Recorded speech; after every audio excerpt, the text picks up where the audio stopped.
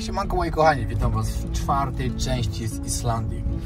Islandią jesteśmy oczarowani, jest to tak niesamowicie piękny kraj. Jest to na pewno jeden z najpiękniejszych krajów, jakie widziałem na świecie, a widziałem ich już 171.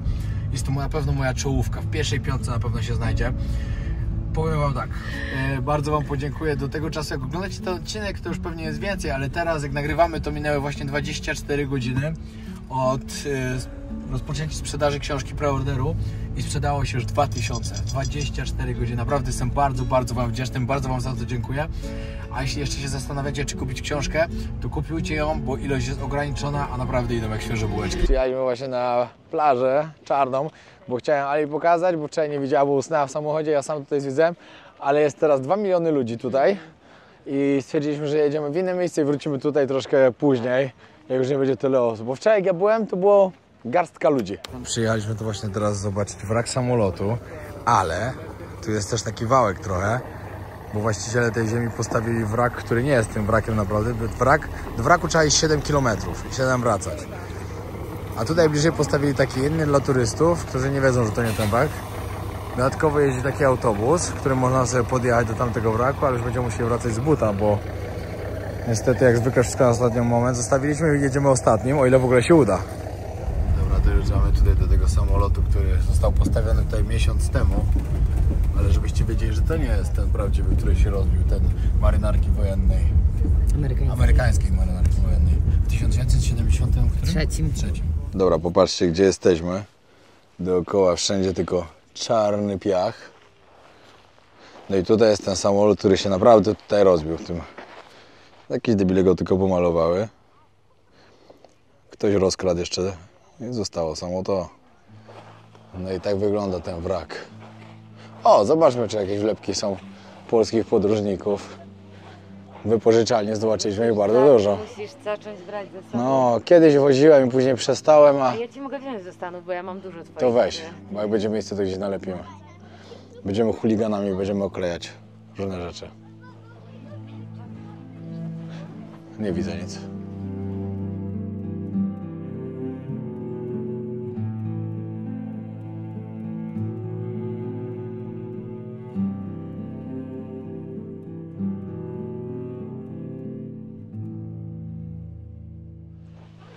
Trochę kabli zostało. Polscy złomiarze by nie odpuścili.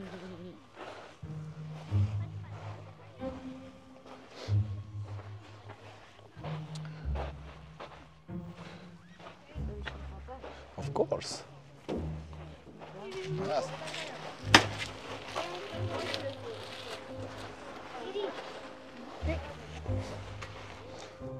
Tutaj jeden wrak prawdziwy, a tam przywieziony.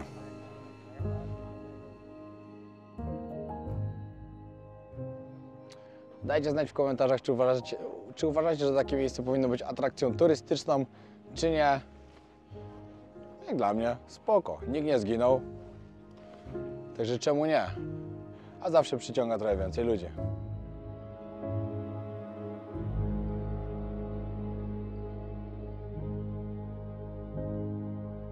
Ważna sprawa, którą powinniście wiedzieć, że przejazd tutaj, tam i z powrotem kosztuje 100 zł do osoby. My o tym nie wiedzieliśmy.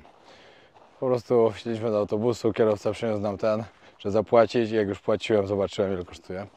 Zdecydowanie lepiej wybrać się tutaj z buta. Wcale nie jest daleko. Znaczy jest nudna trasa, bo tutaj nic dookoła nie ma, idzie się po prostu takim piachem.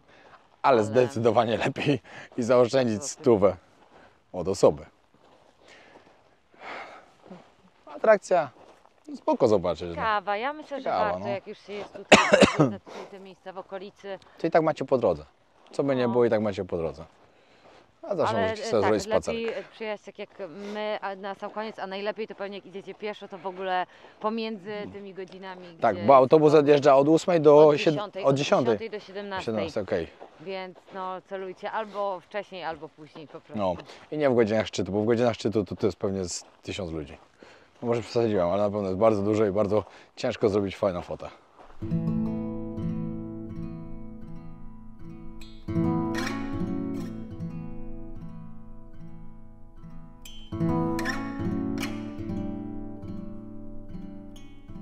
Tam w oddali widzicie Black Beach.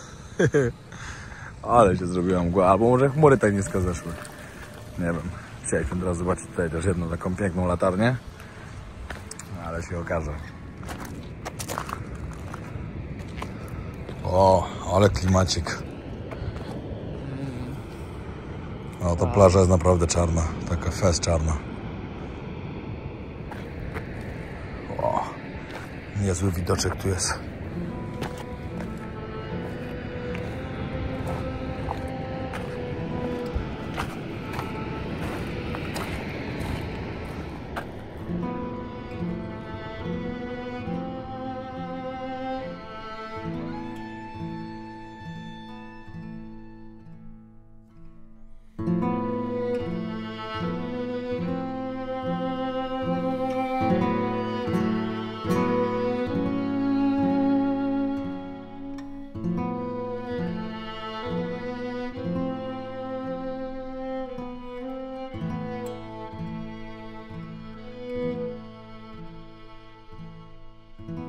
No, a to jest ta latarnia, która jest w takiej wielkiej skale, czy na klifie raczej.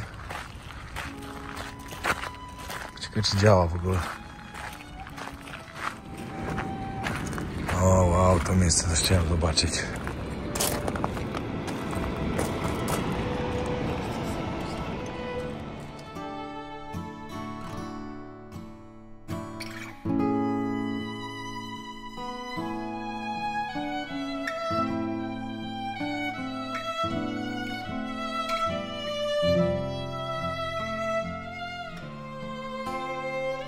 Z wysokości drona czarna plaża Islandii wygląda jak granica dwóch światów – Królestwa Ognia i Lodu.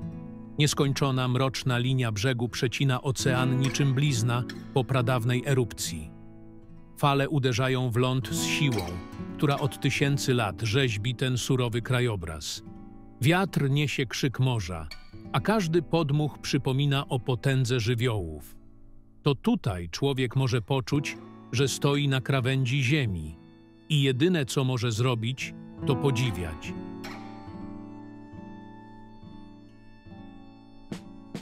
No to tak, ustawiamy sobie nasz kemping.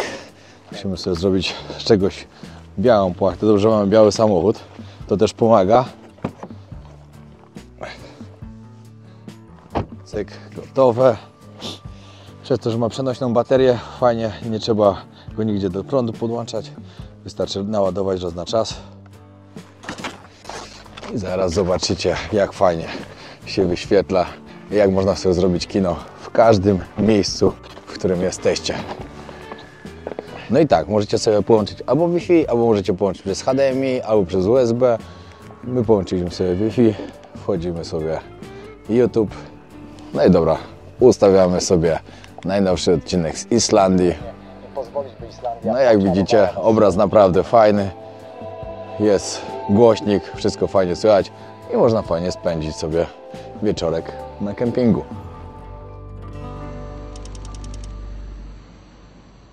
Siemanko w kolejnym dniu. Patrzcie, w jakim pięknym miejscu się obudziliśmy. Właśnie złożyłem namiot i sobie spaliśmy tutaj.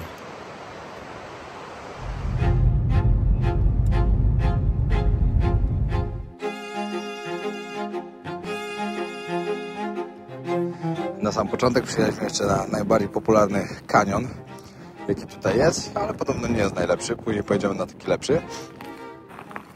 Nazywa się tak.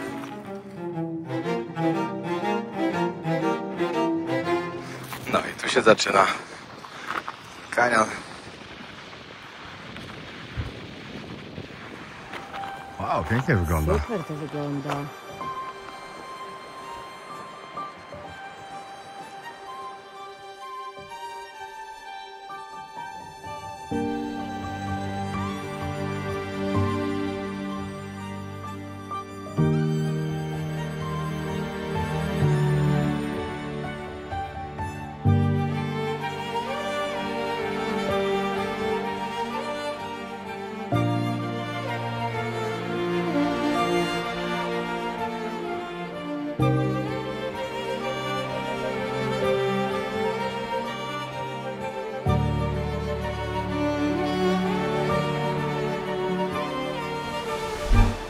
zdecydowanie lepiej przyjechać troszkę później, jak słońce jest w innym miejscu i oświetla cały kanyon w środku.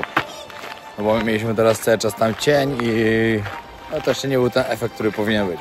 Czyli najgorsze jest to, że musicie przyjechać w godzinach szczytu. A wiecie co jest najpiękniejszego w tej... Cześć. Cześć, Aaron. Wiecie co jest najpiękniejszego w tej pięknej pogodzie, którą dzisiaj mamy? No. Nie wiecie. To ja wam powiem. To, że właśnie jedziemy polatać samolotem nad lodowcem. Pogoda wymarzona, idealna po prostu. Lepiej być nie mogło. Prawda. I wygląda tak, jakby cię w ciągu 2 godzin nie miało zepsuć, że różnie bywa, ale jest super, naprawdę jest super.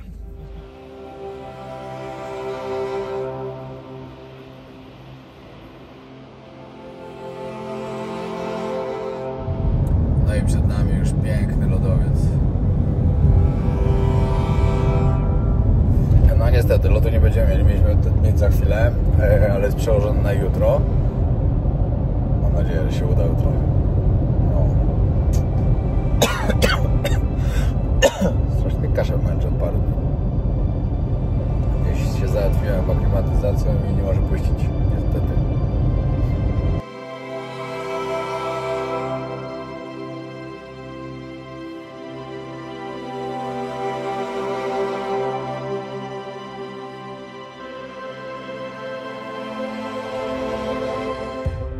Kurde, wczoraj dzwonię do wypożyczalni, mówię, ty, nie daliście nam kuchenki.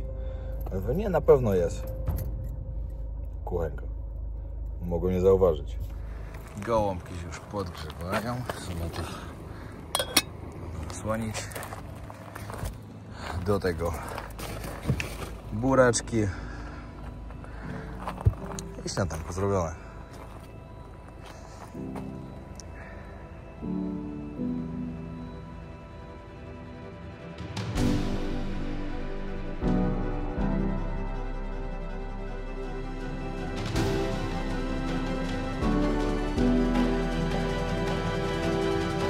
Powiem wam, że chyba nigdy nie byłem w kraju, w którym po prostu cały czas macie jakieś takie miejsca do zwiedzania. Cały czas, jeden za drugim. No nie ma się kiedy nudzić, a nawet czasu brakuje na wszystko. Czasem byśmy się chcieli nawet ponudzić, bo wiecie, mamy jeszcze trochę swojej roboty, a tu nie ma kiedy. My tu śpimy po 7 godzin, bo więcej czasu nie mam. Od rana do wieczora w samochodzie, no i tak wygląda. Czy żałuję? Ani trochę. Jest cudowny. To jest tak cudowny kraj. Zgadnijcie, kto wywalił garnek z gołąbkami na ziemię. Ślady zbrodni. Ale zmiana! Zadzwonili do mnie właśnie, że ktoś się nie pojawił i że mamy lot, także szybko jedziemy na lotnisko i teraz będziemy latać nad tymi pięknymi lodowcami tutaj. Czy lodowcem, w sumie to jest jeden, ale wielki, który stoi na 4 wulkanach prawdopodobnie, chyba tak, bo wczoraj opowiadał ten chłopak. Ale czad. Bardzo się ucieszyłem, bo byłem nastawiony dzisiaj na to, jak nam napisali, że jednak jest przyniesiony, jutro to byłem trochę załamany. To jest świetnie. No i jesteśmy. Ale fardo, my mieliśmy iść na wodospad 2 km. Dobrze, że nie poszliśmy, tylko zaczęliśmy robić gołąbki. W ogóle gołąbki na śniadanie, słuchajcie. Idealny pomysł, ale to dlatego, że my sobie robimy po prostu posprzerywane i tak naprawdę już jest 12. Jakoś tak. No i jesteśmy. Dzień dobry. Zapraszamy. Co nas wita? Co nas czeka dzisiaj? To, tak? Laki? Lecimy do Laki. Będziecie lecieli nad lodowcem. Okej. Będziecie widzieli takie piękne wzory lodowca, jak się cieli i lagunę, czyli jezioro lodowcowe z pływającymi nie mogę się doczekać. Górami. I kratery, takie zielone kratery. Okej, świetnie. Lot jest około 50 minut. 50 minut. Jaka jest cena tego lotu? To jest 50 tysięcy. 1400 zł mniej więcej za taki lot. I to jest samolotem, a helikopterem raz więcej, no. 2800, tak. No i też dłuższy lot, bo jest... Ale cena jest podobna, tak jak już leciliśmy na Alasce, leciliśmy, to chyba też było w miarę podobnego, no. No. Dobra, startujemy! And I will climb up this glacier. Będziemy lecieć. And then I will follow this valley here to see the Jökull.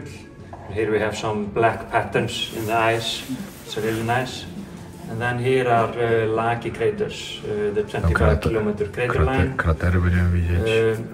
Like I said, maybe I will extend a little bit towards Lankishore. That's a really long blue lake with colorful mountains next to it. Ale nas czeka And przygoda. then I will take pretty much direct back to Świetnie. Skaftafell. No i takim samolotem będziemy lecieć. To Paweł by się zlał w gacie ze strachu.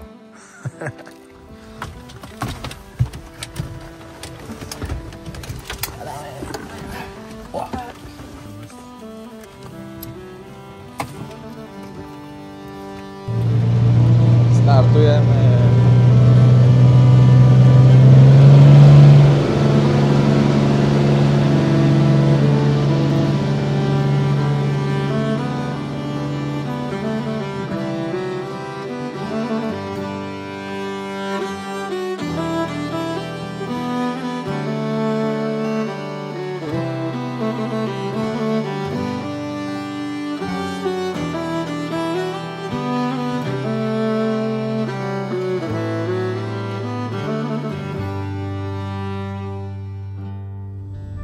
Lot rozpoczyna się nad ogromnym lodowcem, który rozciąga się po horyzont jak ocean zamarzniętych fal.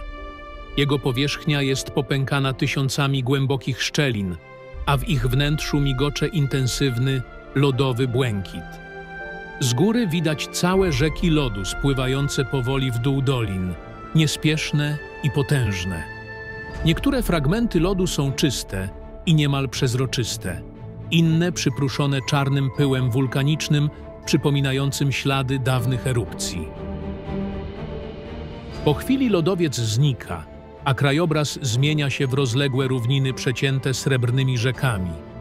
Woda rozlewa się w szerokie koryta, tworząc wyspy z czarnego piasku. Te rzeki są żywym dowodem na siłę topniejącego lodu, kształtującym ziemię pod nami.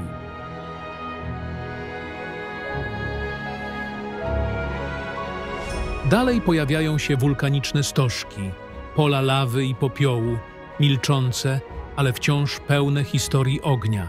Ich surowe, poszarpane zbocza kontrastują z łagodnością równin.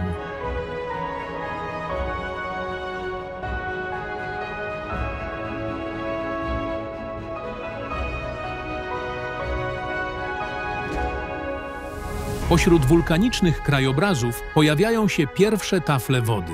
Wielkie jeziora rozciągają się szeroko, otoczone górami i skałami. Niektóre brzegi porasta mech, inne są skaliste i surowe.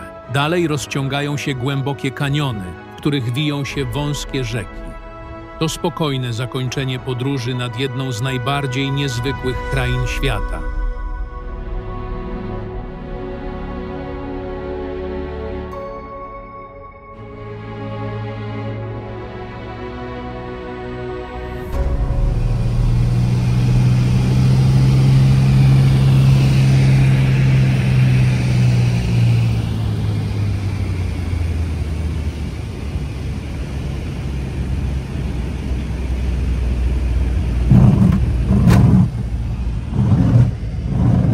Nie, no jestem zachwycony po prostu. No. Nie, ja już spokojnie mogę powiedzieć, że Islandia jest dla mnie numerem 1 Kurczę, no na ja świecie. Powiem, że... Z najpiękniejszych Co? krajów. Aż tak? No, Wow, to mocno jesteśmy. Zdecydowanie. Idziemy. czemu? Tędy przejdziemy. Tutaj pierwszy wodospad, który mamy po drodze na naszym szlaku trekkingu. Ale ten to w tej całej reszcie to jest malutki. Normalnie się tak ciepło zrobiło, wystarczy koszulka. Pięknie. No i dochodzimy. Co jest wyjątkowego w tym wodospadzie, to pokażę wam troszkę, jak bliżej podejdziemy. Dobra, pokażę wam już. Kolumny takie. Patrzcie to. Kolejne miejsce, gdzie widzę te słupy, które wystają. A tak się nazywa ten wodospad. Dobra, to jest miejscówka, gdzie się wietrzy nogi. Wow.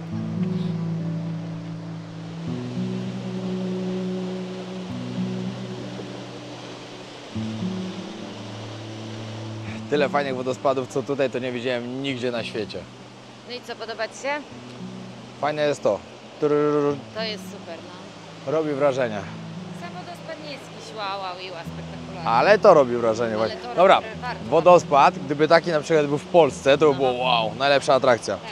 A że tutaj on jest taki po prostu przeciętny przy tych wszystkich innych fajnych, no dlatego robi takie małe wrażenie, ale i tak jest piękny. To nie ma co gadać. Tutaj w ogóle chyba są same piękne miejsca.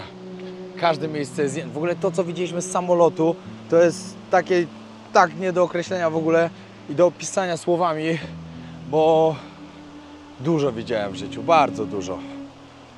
Kawał świata zwiedziłem, ale Islandia i to, co tu jest, nie do opisania. Także jak się tu przyjeżdża i ma się pieniądze, na pewno warto sobie taki lot zrobić, bo to, co się tam zobaczy, to jest inny świat.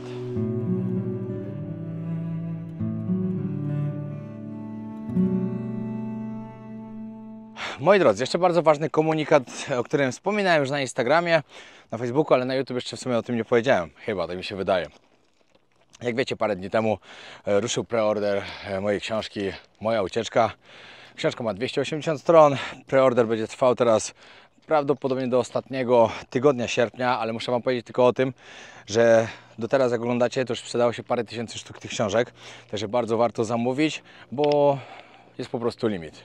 Ileś tam książek będzie wydrukowanych, ileś tysięcy i po prostu tyle będzie sprzedawanych. Także jeśli się zastanawiasz, czy kupić, lepiej zrób to od razu. I pamiętajcie o tym, że jak złożycie zamówienie, to też trzeba od razu je opłacić, ponieważ samo zamówienie nie jest zamówieniem książki, jeśli jest nieopłacone. Ale najważniejsze, co chciałem Wam powiedzieć, że z każdej książki zakupionej 5 zł będę przekazywał na cel charytatywny. Będzie to na obiady w polskich szkołach dla dzieci, które po prostu potrzebują tego. Także każda zakupiona książka przez Was dołoży cegiełkę do tego, żeby pomóc po prostu biednym dzieciom, żeby zjadły ten ciepły posiłek w szkole. Także to jest świetna inicjatywa. No i co? Na dole znajdziecie link. Patrzcie, tu ładnie z każdej strony widać ten lodowiec. To jest największy lodowiec w Europie. Ma 85 km długości, chyba tak mówił, nie? I w takim najbardziej grubym miejscu, grubym mogę powiedzieć, ma 900 metrów ponad. A i tak już bardzo maleje, znaczy bardzo, no maleje, widać, są tutaj zdjęcia pokazane, jak on zmalał. Rzeki wypływają, no topnieją po prostu.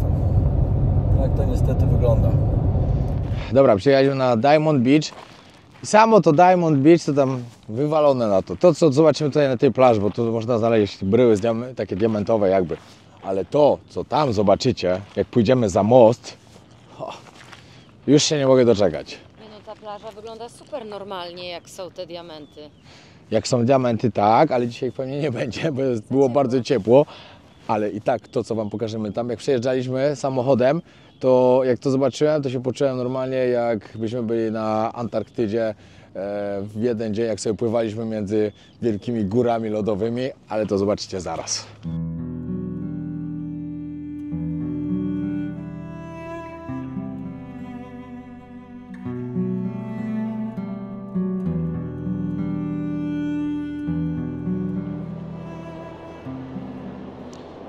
Jakieś tam są malutkie. O, pani z Polski. Sandały, skarpetki.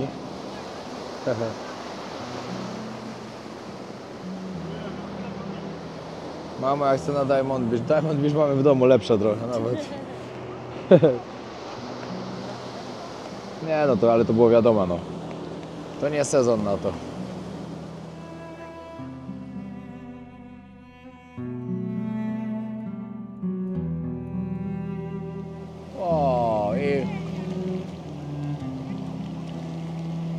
I w gumiakach mokro.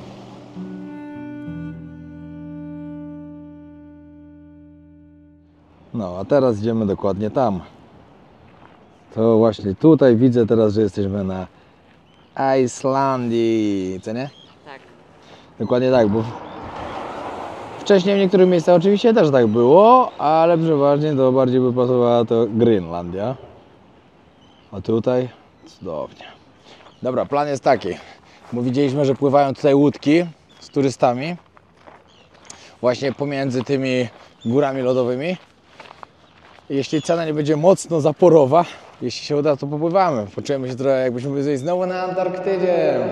Wiecie co, powiem Wam tak, gdziekolwiek byście na przykład nie szli czegoś zjeść, to 100 zł w górę, trzeba być przygotowane. Za byle co, zupa kosztuje 120 zł, to jest przesada.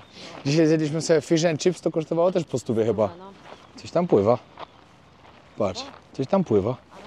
Patrz, jak sobie płynie foka. Nie, no teraz to już całkiem się czuję jak na Antarktydzie. Wszędzie dookoła biało. Góry lodowe. To jest piękne, jak te góry lodowe się takie niebieskie robią, niebiesko-białe.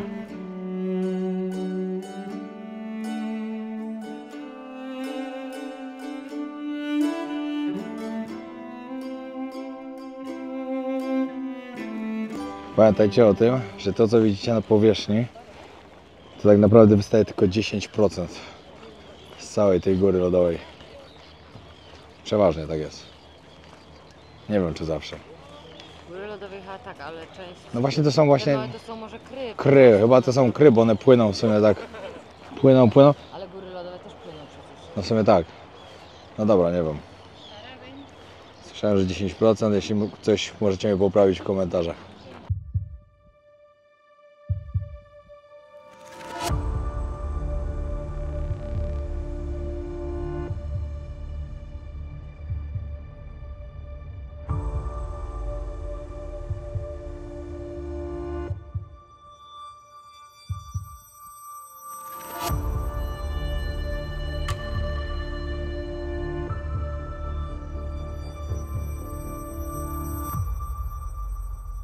Nie, no to teraz ja się czuję zupełnie jak na Grenlandii.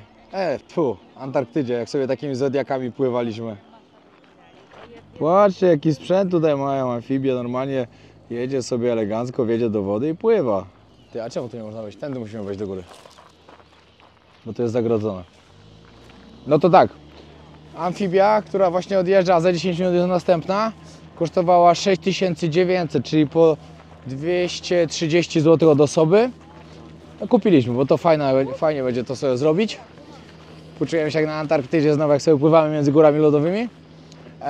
Zodiak, czyli mały ponton, kosztował z 500 zł, ponad nawet.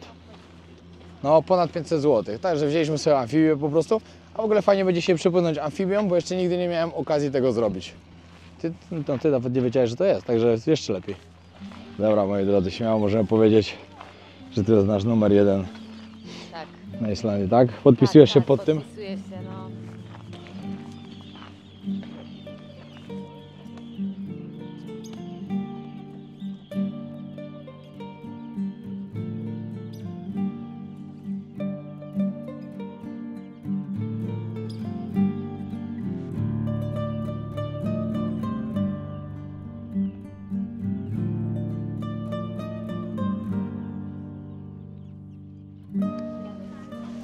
Thank you so much. Dobra, siadamy tylko na chwilkę, wypłyniemy i później można już wstawać i oglądać sobie. Dobra, nam się tak fartło. Dzięki Ali, że tutaj łapaliśmy się na ostatni rejs. 6:30, pamiętajcie, ostatnie wypływają. No, mamy farta. Spędzimy fajny czas. I w ogóle mamy jakiś dzień sprzyjający, co? Bardzo, bardzo, no i ta pogoda od razu dodaje energii. Dobra, pierwszy raz jedziemy amfibią. Fajna sprawa. Jedziemy łodzią. Czego nie rozumiecie? Płynęliście kiedyś łodzią po ziemi?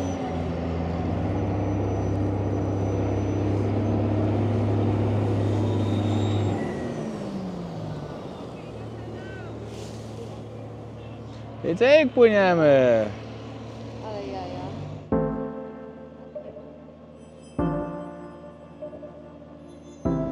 Piękna sprawa, bardzo Wam polecam to zrobić, jak tutaj gdzieś będziecie.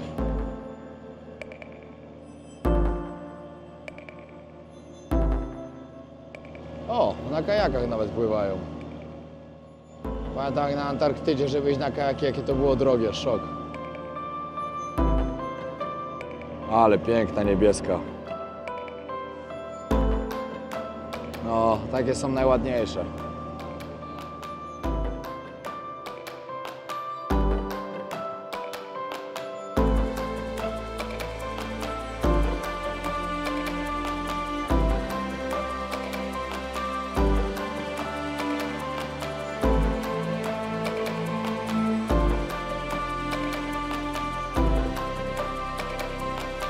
Fajny portal. No, to jaskinia się mała zrobiła.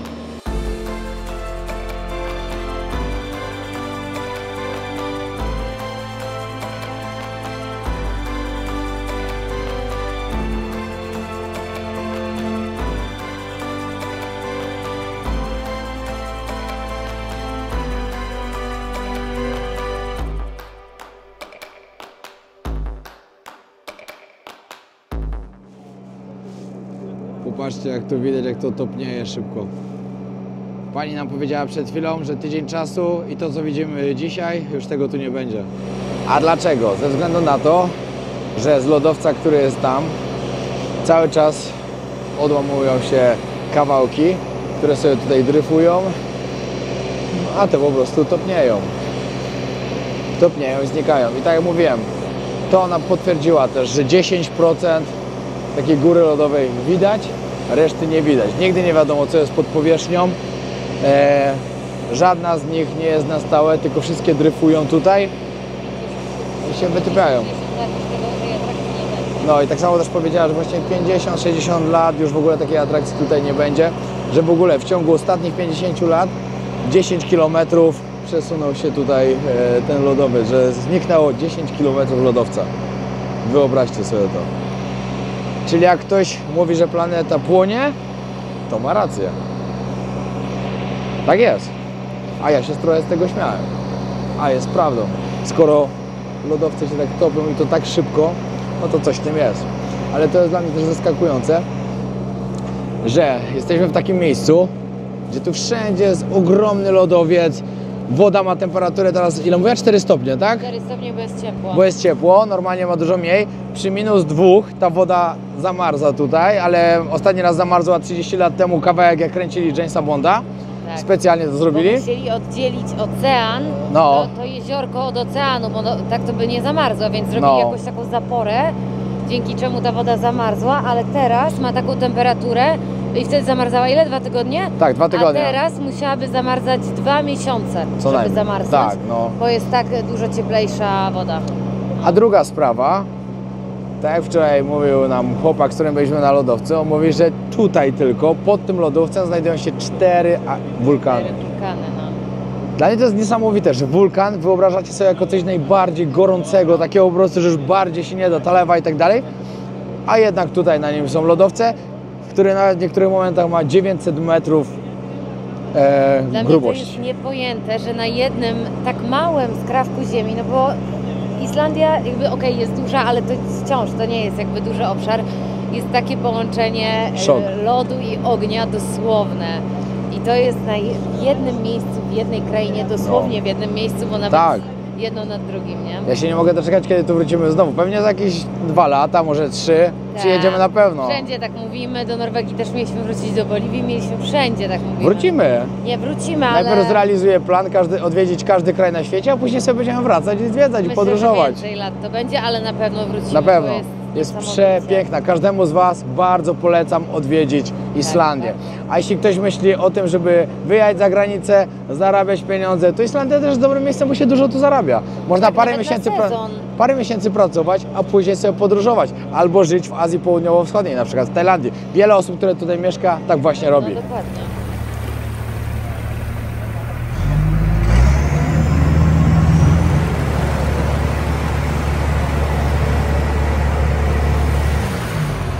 Patrzcie, jak one się ruszają, jak to widać, jak tam już do morza ile dopłynęło.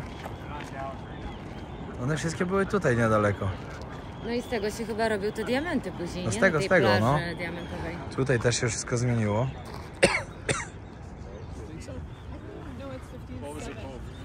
Jak wchodziliśmy tutaj, to prąd wody był taki, że w drugą stronę płynęła całkowicie woda, jakby wpływała tutaj.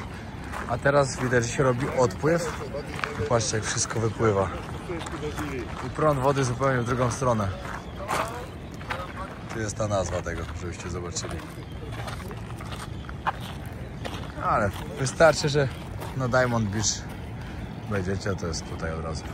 No to tak, na ten moment staną jeszcze 2 dni, ale czołówka, pierwszy wodospad, to tutaj, gdzie jesteśmy. Pierwsze, czyli Hajfos. Tak, Hajfos. Tutaj, gdzie jesteśmy teraz, te góry lodowe. Góry tęczowe i te wulkany, tam i w ogóle to wszystko dookoła, ten krajobraz tego interioru, to było niesamowite też. Kto było 4? Lodowiec wczoraj. Lodowy, tak, spacer po lodowcu i lot samolotem. To jest taka piątka, która jest na pierwszym miejscu, nie ma nic powyżej i poniżej. No, to jest taka piątka, która po prostu rozwala głowę. Piątka, no. No. Oczywiście wszystkie te inne miejsca też były świetne, No. ale to jest taka piątka, wow. Miażdży głowę, serio.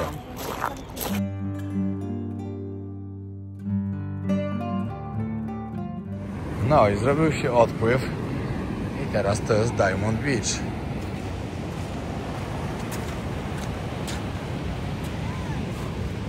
Teraz wszędzie są te bryły i już wiadomo dlaczego się to tak nazywa.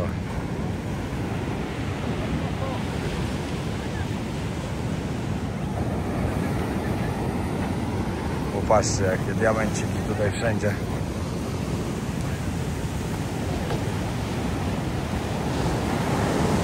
No i teraz to robi wrażenie, naprawdę.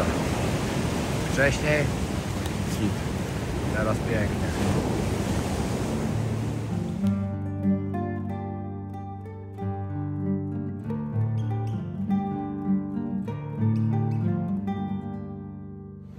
Jak zwykle na farcie udało nam się zobaczyć taką Diamond Beach, jaka powinna być.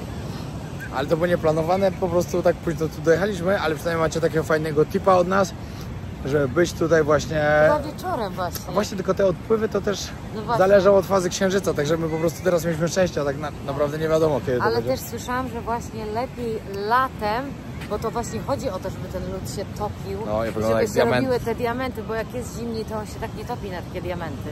Ale takie małe. świetne, naprawdę świetne. Bardzo warto tutaj przyjechać, to Warto. zobaczyć.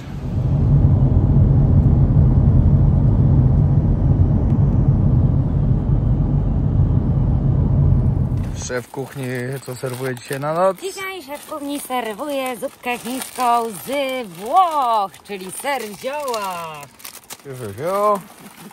Także romantyczna kolacja. Zaraz rozkładamy nasz projektor. Kiano, który jest idealny, jak jedziecie gdzieś na biwak, na randkę w domu, żeby ładnie na całej ścianie wyświetlić cały film. I w wielu różnych fajnych sytuacjach się przydaje, jest leciutki, także fajnie, żeby sobie go wziąć na wakacje. Na biwak jest po prostu petarda. Fajne w tym projektorze jest to, że ma osobną baterię, także cyk, szybko się przymocowuje, podłączenie i nie musicie nigdzie mieć dostępu do prądu, bo działa wszędzie. Zupka z Chin, to nie jest z Chin, to jest z Polski, co? To jest zupka chińska z Włoch, ser w ziołach. A później deser, kisiel. Ty, Co? ale kisiel ma cukier. Ojejku, nie zjesz. Zjem. Ojejku, nie Dzisiaj jest ten zjesz. dzień, kiedy robię wyjątek. Mamy tylko jeden zalany kisiel, ale zaraz zagotujemy wodę na kolejny, bo tu moglibyśmy się o to pokłócić. A wolę złotego kurczaka. Dobra, my już w namiocie kończymy ten dzień i powiem wam, że dzisiaj będzie zimno. Jest tak zimny wieczór. Fajnie się oglądało, fajnie się spędziło cały dzień, było cieplutko. Ale trzeba iść spać i już jest zimno. Zresztą musimy około 7 wstać, bo śpimy na parkingu i to tak Nielegalnie. bardzo nielegalnie i bardzo przypałowo. Totalnie przypałowo. Także trzeba wstać rano, zanim jeszcze ktoś tu przyjedzie. Dobra, dzięki wielkie, że oglądaliście odcinek. Zapraszamy na kolejny odcinek naszej pięknej wyprawy po Islandii. Naprawdę znakomicie. Co nie? Ojeju, zimno. Pamiętajcie o tym, żeby zostawić subskrypcję, ponieważ lecimy po 1 000 000 subskrypcji w tym roku. Dzięki wielkie, pozdrawiam.